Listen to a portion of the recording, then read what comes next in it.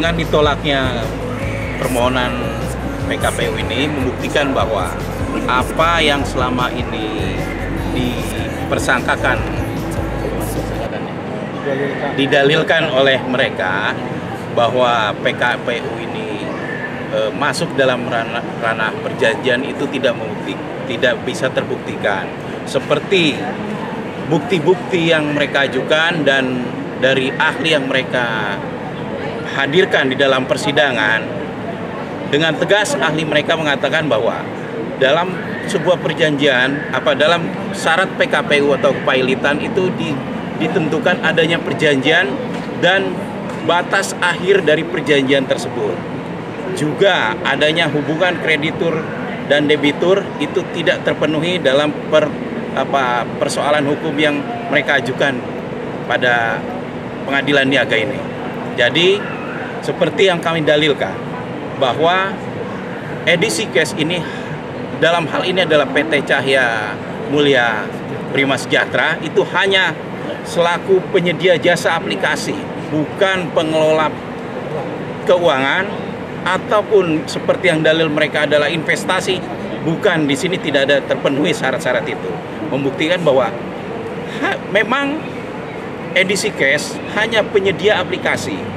Terbukti dengan adanya perjanjian term and condition itu tidak menyatakan kewajiban mereka menanamkan modal dan sebagainya. Mereka hanya berhubungan antar anggota. Mereka dipersilahkan menggunakan aplikasi, mereka dipersilahkan berapapun membeli ataupun menjual kepada sesama anggota, tetapi penyedia jasa aplikasi tidak memberikan menarik apapun juga dari sana. Gitu. Dan terusnya bagaimana Bang kelanjutan habis ini Bang?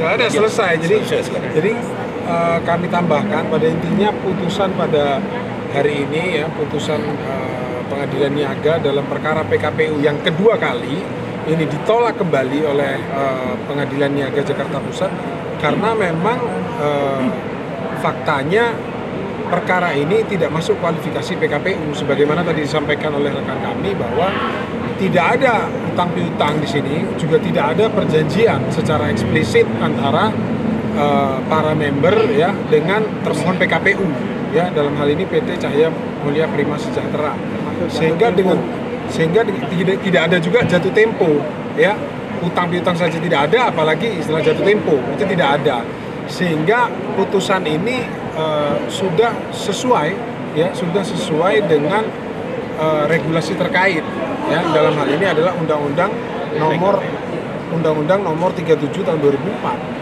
gitu ya, tentang PKPU dan kepailitan. Jadi memang tidak masuk kualifikasi PKPU sebagaimana yang sudah kita dalilkan dan kita argumentasikan, sehingga pertimbangan dalil dan argumentasi kami termohon PKPU itu dijadikan pertimbangan oleh majelis hakim karena memang faktanya demikian begitu, sehingga memang dari awal perkara ini dipaksakan oleh pemohon PKPU dan karena kegagal fahaman para pemohon PKPU memahami bisnis edisi case ini, sehingga kemudian ya memang sudah seyogyanya ditolak, sudah seharusnya ditolak gitu, karena tidak ada perjanjian. Yang ada adalah terms and condition dari PT Cahya Mulia Prima Sejahtera sebagai penyedia aplikasi. Adapun untung ruginya dan pertanggungjawabannya kembali kepada individu masing-masing, karena sistem transaksinya adalah peer to peer, member to member. Nah, ini semua kan sesuai dengan fakta persidangan. Ya, baik bukti-bukti yang diajukan oleh pemohon PKPU sendiri maupun bukti-bukti yang kita ajukan, beserta juga saksi-saksi, ya, saksi ahli dari mereka, pemohon PKPU maupun saksi fakta dari kami. Itu semua terangkum menjadi satu kesimpulan, ya, suatu kesimpulan bahwa memang kasus ini tidak masuk kualifikasi PKPU. Selanjutnya aplikasi itu nanti bisa berjalan lagi apa enggak, Bang? Aplikasi itu kan sebenarnya sebagaimana tadi disebutkan oleh majelis hakim juga, ini kan juga kasus ini kan tidak terbukti secara sederhana, ya, karena prinsip pembuktian PKPU dan prinsip pembuktian dalam perkara PKPU dan kepailitan itu kan harus bisa dibuktikan secara sederhana. Ya. Ini tidak bisa dibuktikan secara sederhana karena terkait juga dengan tuduhan perkara pidana yang sedang diproses oleh Mabes Polri, yang mana perkara sendiri sedang masih berproses hukum, begitu.